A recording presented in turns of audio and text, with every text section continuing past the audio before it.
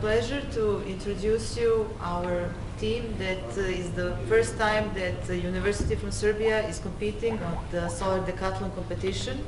It's also the first time that some university from former Yugoslavia or from this region is taking part in this. And here you can see only three of our names, myself, another faculty advisor, and one decathlete. But in fact, it's a whole team, multidisciplinary team, with the students from the Faculty of Electrical Engineering and the Faculty of Mechanical Engineering, Faculty of Technology and Metallurgy taking part in it.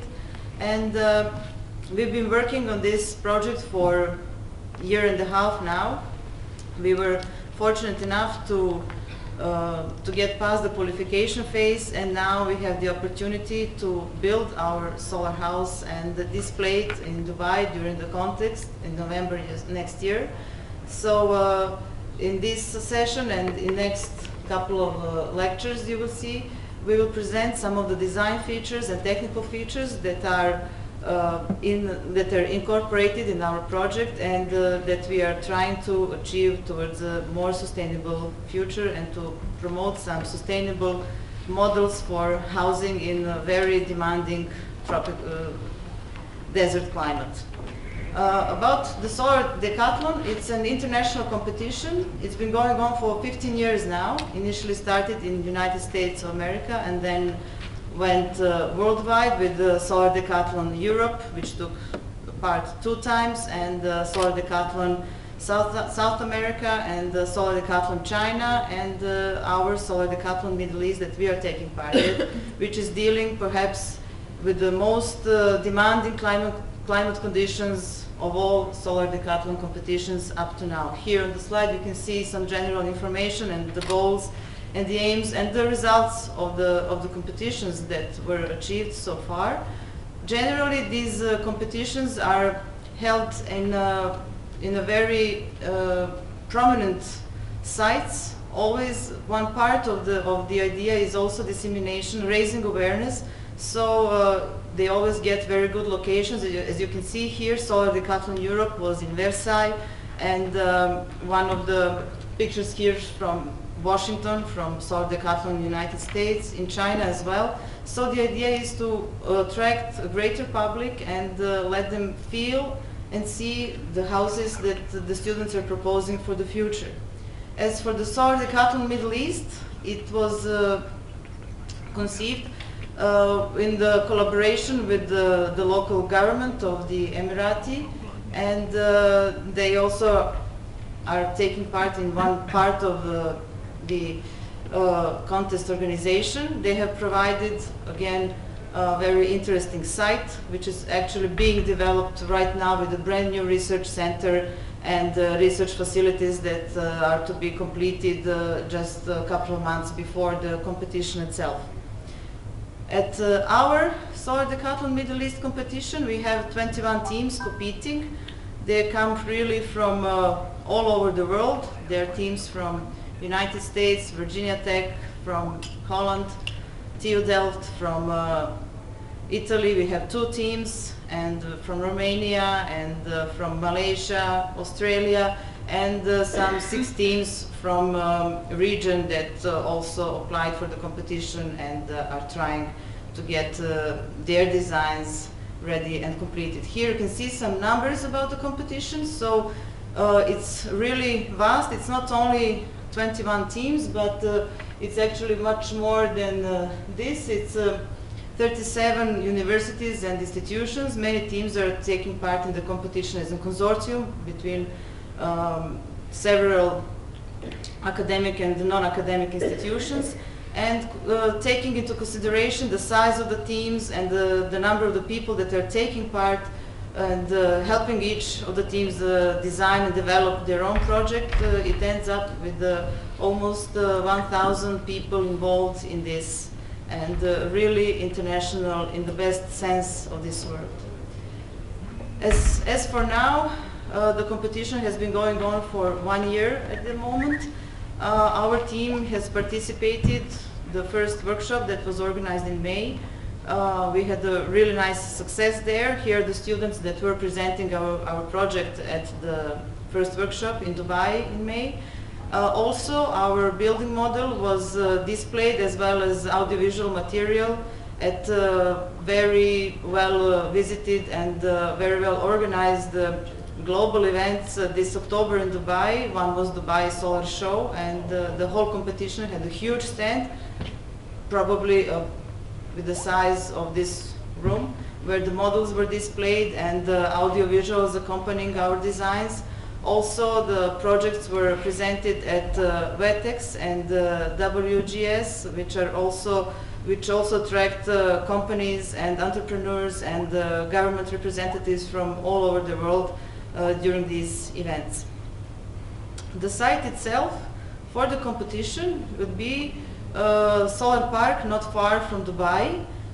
In the background of the photo you can see the actual modules that are now at the solar park, and this odd shaped building is part of the research facilities that are being constructed right now and are to be completed within the next couple of months. So at the time of the competition, this whole development would be ready to accommodate our houses and to accommodate the competition itself.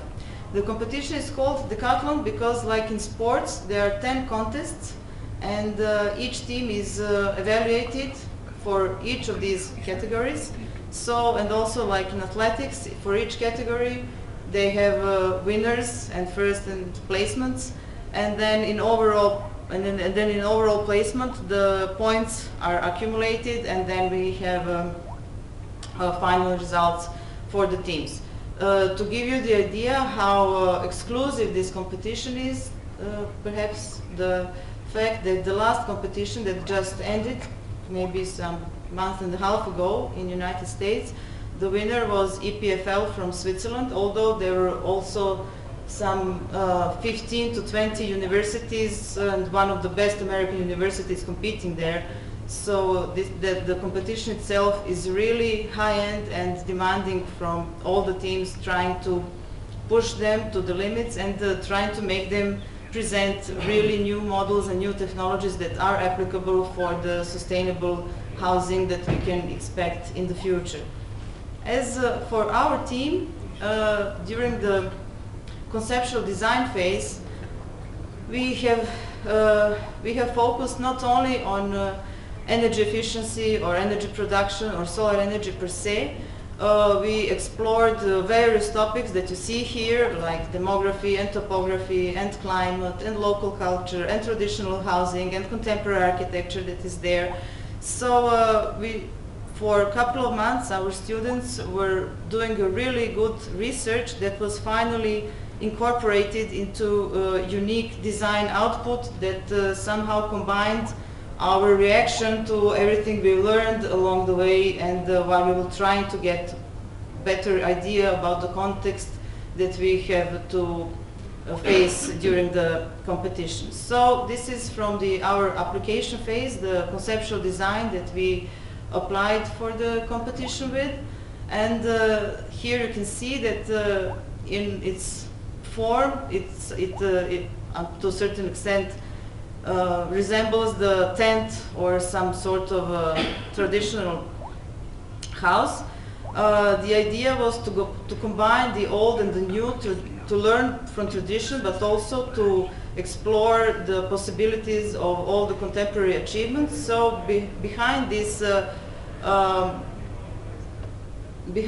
volume that you can see, the basic volume that is inhabited and that is conditioned is cubic, and was initially conceived with huge glass areas to enable the notion of modernity and also to enable different modalities of visual and physical contact with the environment. And the space between this inner glass skin and this outer skin that is made of brisolates that serve for sun protection but also for privacy protection. These intermediate areas were conceived to be provided with the greenery and with the plants, and to offer some quality that normally the atrium would provide for this type of housing. Here we wanted to avoid the atrium as a sort of letting the house being introverted, and we try to introduce some different values of interaction with the environment, not only in a physical way but also in a social way, and try to make a step toward a different approach to the privacy that is very important to the local culture. But also, since we learned about demography, so the share of local people in the current population in Dubai and in the Emirates is rather low. So these houses should accommodate not only the people who originate from this area, but people from all over the world, because this area is highly globalized, and for instance, Dubai is one of the most internationally populated cities in the world, just behind London, New York, and etc. These are also some basic design features from this conceptual design phase. I'm showing them here not to present the conceptual design itself, but also to demonstrate how much of these features we have managed to retain throughout the design development and throughout facing the challenges of competition rules and the requirement that we were faced to acquire during the first 4 deliverables, because up to 5 we have produced 4 intermediate deliverables presented to the jury and the organizers. Some basic idea about our concept can be seen from this video, so this will be a very short one, but informative, I hope. Oh, but volume is... Sustainable and healthy architecture, and is to be held in 2018 in Dubai. Main goal is an implementation of bioclimatic postulates into both traditional and modern building technologies. TwistBox team is currently consisted of multidisciplinary sub-teams from faculties of University of Belgrade. TwistBox pavilion form began from a simple cube, then it was twisted, sloped and refined in order to adapt to certain climate as wanted. Our goal here is to provide adaptable space, primarily for living, and all the following activities included. By combining both contemporary and traditional technological systems, we have created an architectural hybrid that helps better comprehension of bioclimatic and sustainable design. And who said architecture can't be fun? Well, we did have some fun, but we also did have a lot of headaches trying to face the climate, which was the most difficult contextual challenge that we are dealing with during this competition, because it's not only the high temperatures that we are all aware of, but what is typical for Dubai and our competition site is also a high level of humidity. And here you can see this is not a Photoshop effect of blurring and making artistic image out of it, but it's actually a consistent mist that is almost always present in the Dubai. In the summer months it's practically every day like this. It's both the winds carrying the sand from the deserts, because the winds are blowing always from the land towards the sea and bringing the sand and the dust into the air, and also the high humidity puts all of those particles together and create this kind of picture.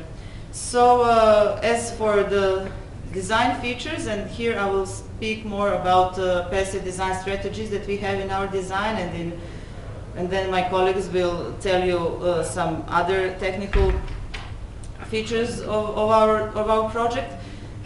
So the passive design strategies were focused on facing the heat and this high humidity, and mostly trying to get the best use of ventilation and the airflow that can be introduced into the design and into the building itself, as well as making sure that sun protection is continuous. As you can see from this basic shape, the brisolays as well as the large roof area enable us to maintain a high percentage of glass surfaces, because at no time during the day we would allow direct penetration of sunlight to the glass surfaces, and thus in this way we will try to avoid the overheating and the problems related to that.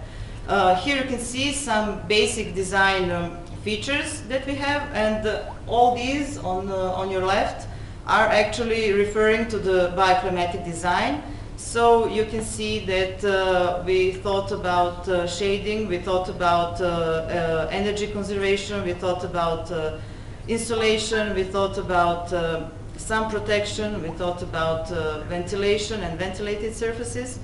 And these are some schematic drawings. And these are also all done by our students, not by professionals. So whenever you see a slight mistake or some smaller inconsistencies, it's because it's also a very important learning process for all of them. The students who were initially engaged into design have finished their studies in the meantime, and the younger ones are joining our team. So they're learning a lot, again, about bioclimatic architecture in general and about climate-responsive architecture, and especially design for hot and humid climate. As for the sun protection, the feature that we will try to do with our bristlets is not to keep them fixed, but to make them responsive to the seasonal and daily changes, because if closed permanently, then the natural daylight would be jeopardized and the house would be in too much shade and with not enough natural light penetrated, but allowing the bristlets to turn around their axis, and then this is one part of our development that we'll have to face with the next steps, whether to do it manually or to have sensors and what kind of motorized control towards it. It depends a lot on the finances and the design development as well. But in general, so they should keep up with the external conditions. They should keep up with the elements and allow sufficient daylight throughout the day while retaining the adequate sun protection, which are they primarily designed for. Also, what we are trying to do is to use them as a sort of protection during the sandstorms. It cannot be complete protection, but it also relieves a little bit of pressure that is normally faced towards the buildings during these extreme circumstances. And here you will see how far did we get until a couple of months ago. So the first video was from the first deliverable. That was last winter, and the one that you're about to see now is from the last deliverable we had in September. So that will show you our design progress, I hope. Come on.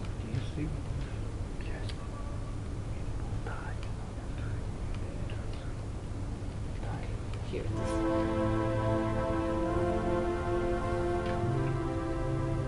In the nowadays world flourishing with an academic achievement, Quizbox treads its way towards it as an outstanding architectural specimen that is to be developed into a miraculous achievement of our own. What was once an idea, a concept, a pure thought of young and brilliant mind grew to be this astonishing and wonderfully defined architectural design. Not only does it use the assistance of smart systems to optimize and provide maximum energy consumption, it also uses its geometry to collect as much energy as possible on its own.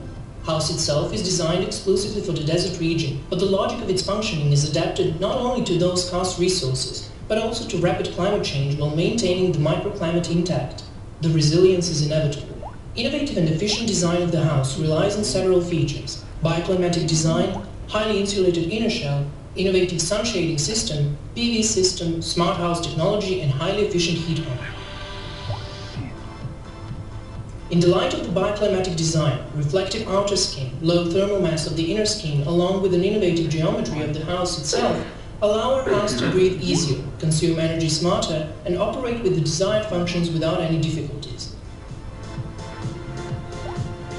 As far as highly insulated inner shell is concerned, we have a conifer timber construction supported with low U values of the thermal envelope components and highly efficient glazing system that altogether help minimizing thermal breaks. However, an innovative sun shading system with bristle layers that allow controlled sun penetration in the house, made out of ethylene tetrafluoroethylene or fiber-reinforced epoxy membrane with an option of further changing and optimization, give our house this glamorous aesthetic that makes it unique and authentic with each iteration. On the other hand, we have PV system connected to the AC grid via an inverter for generating electricity for the household devices, although energy storage batteries exist both on the AC and the DC side, since the house possesses the DC supply as well. The Smart House technology system is operated by a remote control, a cellular phone, a computer or a touchscreen with high level of functionality and comfort, followed by an economical demand side, plus the operation of some home devices can be adapted to the available energy obtained by the PV system. Be that as it may, none of these would have made any sense without optimum indoor comfort and microclimate conditions generated by the heat pump technology, including highly efficient inverter technology with less electricity consumption and powerful performance and enhanced reliability, followed by an innovative temperature and pressure control sensor. Now you know what's our house made of and what makes it smart all the way whilst retaining initial architectural concept and design intact. Welcome to the new age of living.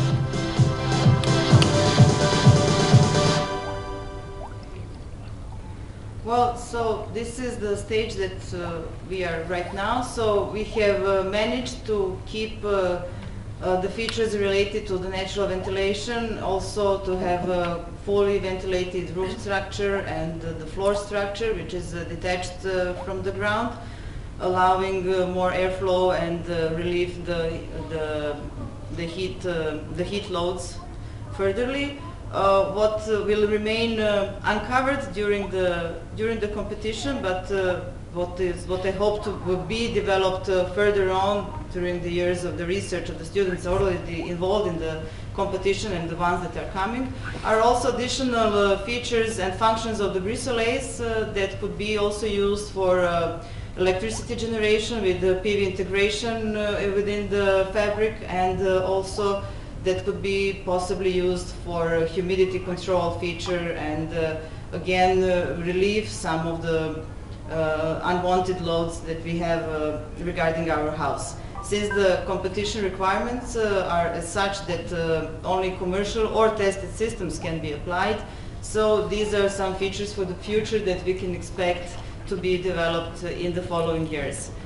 The house, you saw it in the pictures, in the movies, and these are just some scenes from the interior. As you can see, we have not only developed the technical systems, but complete architectural design together with the furniture, finishings, and so on that we yet need to develop furthermore, because our next deliverable is in February, and it's the first step of construction documentation that will be evaluated by the jury, and also that needs to be compliant with the local building codes to be buildable on the site.